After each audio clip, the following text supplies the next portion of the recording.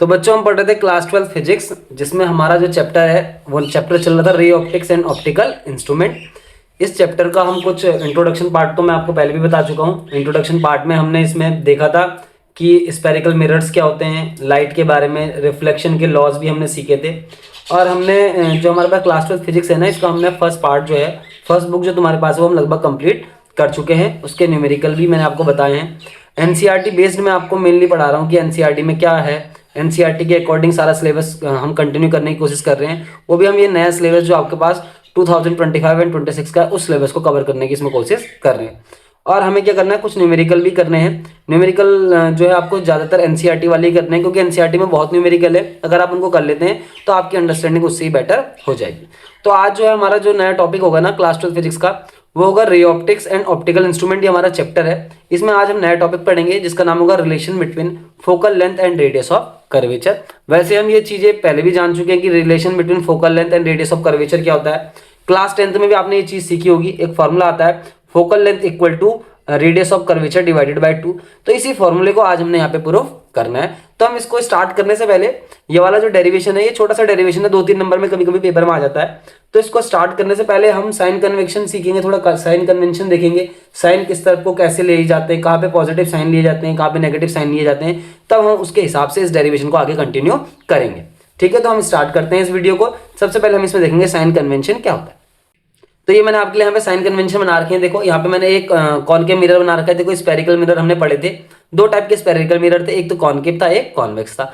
आज हम concave mirror की बात कर रहे हैं। देखो हमारे पास जो है जितने भी फॉर्मूले यहाँ पे निकल के आएंगे वो मिरर पे आप अप्लाई कर सकते हैं, चाहे वो कॉनकेव मिरर हो चाहे वो कॉन्वेक्स मिरर हो। लेकिन अब मैंने यहाँ पे जो डेरिवेशंस किए हैं वो कॉनकेव मिरर को ध्यान में रखते हुए कॉनकेव मिरर को लेके किए हैं। तो आप दोनों मिरर को लेके, कॉन्वेक्स मिरर लो या फिर कॉनकेव मिरर लो, दोनों को लेके आप ये डेरिवेशन कंटिन्यू कर सकते हैं। मैंने यहाँ पे सिर्फ कॉनकेव मिरर को लेके किया है, तो आपको एक ही मिरर को लेके करनी है। पेपर में तो सिर्फ ऐसा क्वेश्चन आता है कि what is the relation between focal length and radius of curvature. तो आपको सिंपल वहाँ पे कॉनकेव मिरर लेना है, उसका फिगर बनाना है और उसको डेरिवेशन को सॉल्व करके उसको दिखा देना। इस तरीके से करना है। तो हम डेरिवेशन स्टार्ट करने से पहले साइन कन्वेंशन की बात कर रहे थे। तो साइन कन्वेंशन देख लेते हैं। देखो मैंने यहाँ पे कॉनकेव मिरर बना रखा। ये कॉनकेव मिरर है, देखो इस तरह मैंने इसमें पॉलिश की हुई है। इसे ध्यान से देखो, पीछे की तरफ पॉलिश है इस तरफ, और जो इसका केव वाला जो हिस्सा है इस तरफ से क्या होगा, रिफ्लेक्शन होगा। तो देखो ये हमारे पास है, हमारे पास इंसिडेंट लाइट। देखो लाइट इस तरीके से आ रही है। तो ये क्या हो रहा है, देखो ये लाइट इस तरीके से आ रही है इस तरफ को। ये लाइट आएगी, इस पे टकराएगी मिरर पे, टकराने के बाद उसका रिफ्लेक्शन होगा। तो इंसिडेंट लाइट जो है उसकी डायरेक्शन इस तरफ को है। देखो और जो है लाइट, और हमें यहाँ पे क्या ध्यान रखना है, हमें यहाँ पे केवल साइन कन्वेंशन का ध्यान रखना है। आपको ध्यान रखना है जब आप लेफ्ट हैंड पे जाएंगे ना, जिस तरीके से आप कॉपी को लेके बैठे हैं, आप अपने लेफ्ट हैंड की तरफ को देखो, तो मिरर से फ्रंट में, मिरर के लेफ्ट हैंड पे सारी जो आपको डिस्टेंस होगी सारी नेगेटिव लेनी होगी। तो यहाँ पे लिखा भी है, देखो यहाँ पे सबसे पहले इसकी बात करते हैं। Distance against incident light is taken as negative. मतलब देखो इंसिडेंट लाइट का डायरेक्शन क्या है, इस तरफ को है ना, ये मिरर की तरफ को इंसिडेंट लाइट का डायरेक्शन है। तो इसके ठीक अगेंस्ट इस तरफ की जो डायरेक्शन होगी, यानी कि मिरर के लेफ्ट साइड की जितनी भी डायरेक्शन होंगी ना, उन सबको आपको नेगेटिव लेना है। और मिरर के जो राइट साइड की डायरेक्शन है उनको सबको आपको पॉजिटिव लेना है। सिमिलरली आपको एक दो बात और याद रखनी है यहाँ पे कि अगर कि आपके पास जो ऑब्जेक्ट है वो इस प्रिंसिपल एक्सिस से ऊपर की तरफ को रखी हुई है, यानी कि देखो इस तरीके से ऑब्जेक्ट मैंने यहाँ पे दिखा रखी है। इस तरीके से अगर ऊपर की तरफ को ऑब्जेक्ट रखी हुई है तो height upwards taken as positive. तो अपवर्ड हाइट को आपको क्या लेना है, पॉजिटिव लेना है। इसी तरीके से अगर क्या कहते हैं कोई ऑब्जेक्ट या फिर किसी ऑब्जेक्ट की इमेज प्रिंसिपल एक्सिस से नीचे की तरफ को बन जाती है इस तरीके से, तो हमें क्या लेना, height downwards taken as negative. तो ये सारी बातें आपको साइन कन्वेंशन में ध्यान रखनी है। इसी के बेस्ड हम क्या करेंगे, सारी डेरिवेशन इस चैप्टर की करने वाले हैं।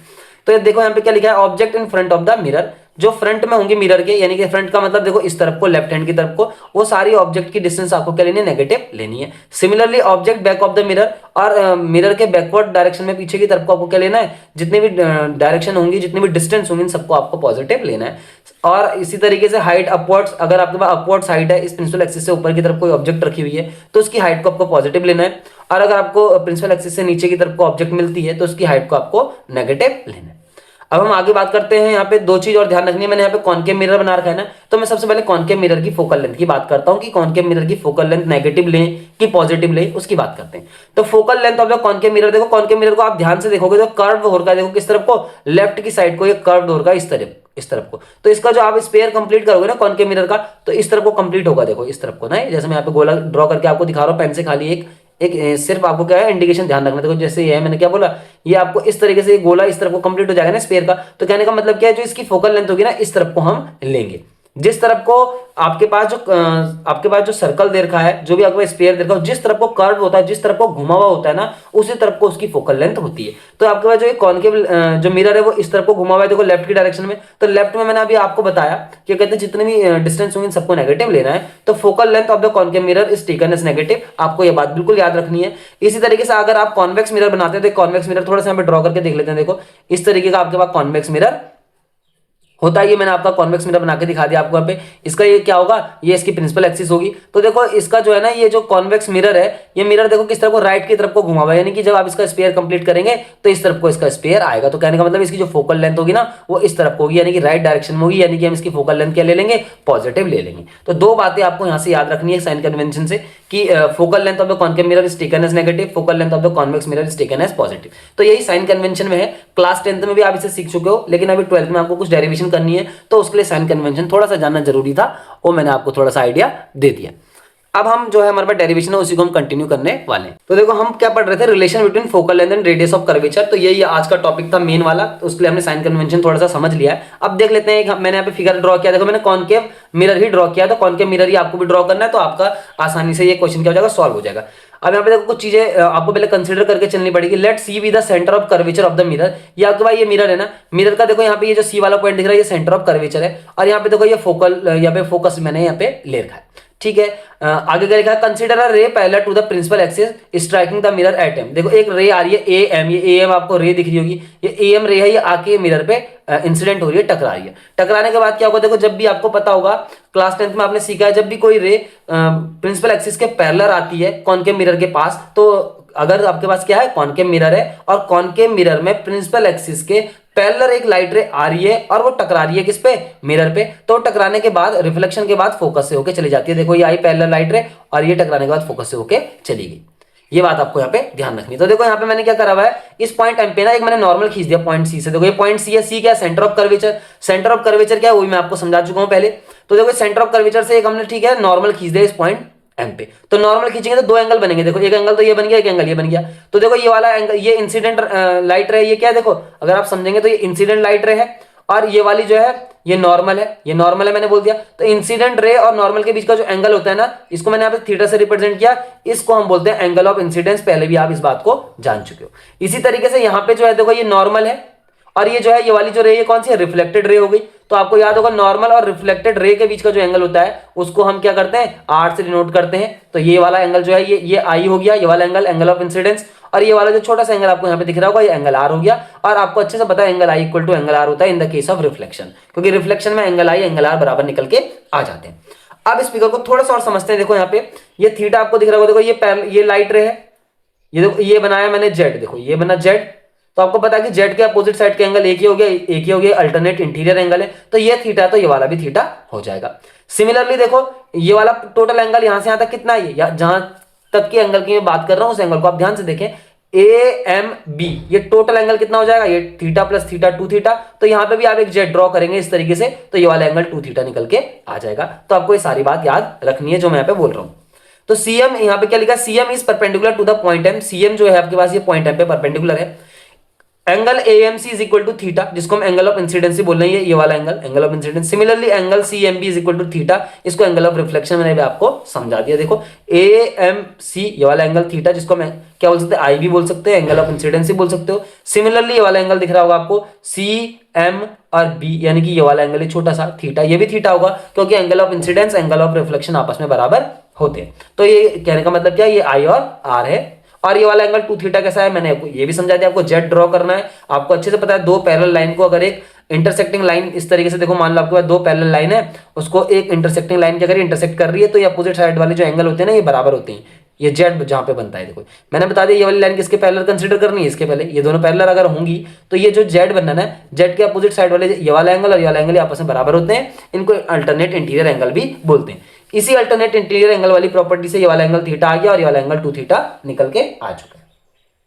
अब हम इसको आगे सॉल्व करने की कोशिश करते हैं। देखो हम बात करते हैं एक ट्राइंगल लेते हैं, दो ट्राइंगल लेंगे और इन ट्राइंगल में हम एक एक फॉर्मूला लगाएंगे और सिमिलरली आपका आंसर निकल के आ जाएगा। देखो सबसे पहले बात करते हैं हम in triangle L M C, आप ट्रायंगल एल एम सी को ध्यान से देखें, आपको ट्रायंगल एल एम सी दिख रहा होगा, एल एम और सी। तो देखो यहाँ पे हम लिख सकते हैं tan theta is equal to क्या होता है, परपेंडिकुलर अपॉन बेस। तो परपेंडिकुलर आपको दिख रहा होगा एम एल और बेस दिख रहा होगा एल सी। देखो ये इस वाले ट्रायंगल की बात कर रहे हैं, मैं बना देता हूं दोबारा से। यहाँ पे देखो क्या है, देखो ये बनाया सी, ये बनाया आपने, ये वाला पॉइंट एल लिया, ये वाला पॉइंट एम ले लिया, और ये बनाया, और ये वाला एंगल थीटा था। तो आप क्या ले लेंगे, देखो L M upon L C, ये इस तरीके से आ जाएगा, या फिर M L upon L C. आपको याद रखना थीटा यहाँ पे बहुत छोटे लेने हैं, यहाँ पे लिखना theta is very small, theta is very small, ये कंसीडर आपको करके चलना है। थीटा अगर बहुत छोटा हो जाए तो टेन थीटा को हम थीटा के बराबर लिख सकते हैं, और इसको लिख देंगे हम M L upon L C. तो ये तो हमने सिंपल निकाला भी थीटा की वैल्यू। इसे आगे और सॉल्व करते हैं अभी, दूसरा ट्रायंगल लेते हैं। देखो कौन सा ट्रायंगल लेंगे आप,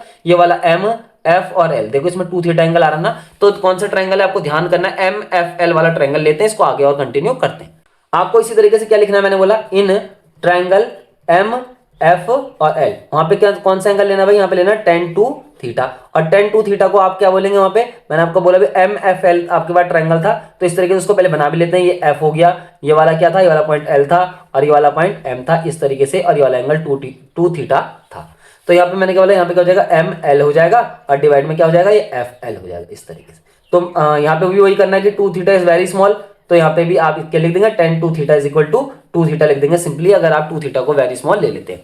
तो यहाँ से देखो थीटा की वैल्यू निकल के आ जाएगी, कितनी निकल के आ जाएगी, M L upon two multiply F L. तो ये देखो पीछे जो एक इक्वेशन बनी ना आपकी, पीछे जो इक्वेशन बनी थी वो क्या आई थी, वो आई थी theta is equal to M L upon क्या निकल के आई थी, वो निकल के आई थी आपके पास सी एल। इस तरीके की वो इक्वेशन निकल के आई थी। अब हमें क्या करना है, हमें आगे सॉल्व करना है। और अब आप इस इक्वेशन को ना फर्स्ट कंसीडर कर लो, और इस इक्वेशन को आप सेकंड कंसीडर कर लो। तो देखो आप ऐसा ही बोल सकते हो, थीटा, ये दोनों इक्वेशन में देख रहे होंगे आपको, देखो लेफ्ट हैंड साइड यहाँ भी थीटा, यहाँ भी थीटा, तो इसकी राइट हैंड साइड भी आपस बराबर हो जाएंगी। तो आप लिखेंगे कंपेयरिंग 1 एंड 2, इसी तरीके से आप इसको सॉल्व कर देंगे, कंपेयरिंग इक्वेशन 1 एंड 2। तो यहाँ पे से क्या निकल के आ जाएगा भाई, लेफ्ट हैंड साइड बराबर है, तो राइट हैंड साइड आपको इस तरीके से बराबर लेनी होंगी। तो ये इस तरीके से आ जाएगा M L upon C L. तो देखो आपको ध्यान से दिख रहा होगा, देखो ये एम एल से एम एल कैंसिल हो गया, तो आपके पास जो बच रहा है ना, यहाँ पे बच रहा है वो F L equal to C L by two. जब आप इसको क्रॉस में मल्टीप्लाई करेंगे तो F L equal to C L by two, आप जानते हैं क्योंकि तो जनरल सी क्या है, एल्जेब्रिक मैथ है। ठीक है, आगे थोड़ा सा और सॉल्व करने की कोशिश करते हैं। देखो आपको पता क्या कंसीडर करना है, एक पॉइंट वहां पे जो आया था वो एल था, तो आपको मानना है L is very near to P, very near to P. मान लो पी के क्या है, बहुत पास है, तो ना आप इस एल की जगह वहां पे पी भी रख सकते हैं। आपको ध्यान रखना है इस बात का, सी पी अपॉन क्या हो जाएगा, ये जो है टू है ना, इस टू को सही, इसको सही कर लेते हैं, क्या था, टू था, तो टू इस तरीके से। तो एफ पी एफ अगर आपको याद होगा, ये फोकस हो गया, क्या हो गया, ये फोकल लेंथ हो गई, ये पीसी हो गया, ये आर हो गया, तो बाई टू। इस तरीके से आपने इस फॉर्मूले को कैलकुलेट कर दिया, F equal to R by two. तो यही था आपके पास क्या है, रेडियस ऑफ कर्वेचर और फोकल लेंथ के बीच का रिलेशन। इसको आप आसानी से इस तरीके से कैलकुलेट कर सकते हैं। ठीक है, तो आज के लिए इतना ही काफी है। मैंने आपको इसमें क्या बताया, साइन कन्वेंशन क्या होता है, रेडियस ऑफ कर्वेचर और फोकल लेंथ के बीच में क्या रिलेशन होता है, इसको हमने यहाँ पे ड्रॉ करके दिखाया कि किस तरीके से आपको इसको प्रूफ वहां पे करना है। तो अगर आपको वीडियो पसंद आए तो प्लीज लाइक करें, एंड थैंक यू।